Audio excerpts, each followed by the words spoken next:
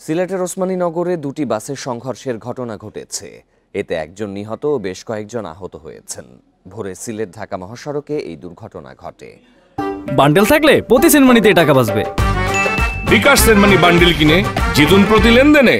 Sherpur highway police জানায়, কুরুয়া এলাকায় সিলেটমুখী Anna ও ঢাকামুখী unique বাসের মুখোমুখি সংঘর্ষে ঘটনাস্থলে ইউনিক বাসের হেলপার রাজু নিহত হয়। পরে পুলিশ ও ফায়ার সার্ভিস আহত অন্তত 7 জনকে ওসমানী মেডিকেলে ভর্তি করে।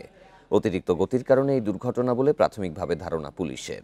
এদিকে মধ্যরাতে মাগুরা ঢাকা মহাসড়কের বেলনগর এলাকায় বাসের সঙ্গে সংঘর্ষে ট্রাক চালক নিহত হয়েছেন। ট্রাক ও বাস দুটি জব্দ করা হয়েছে।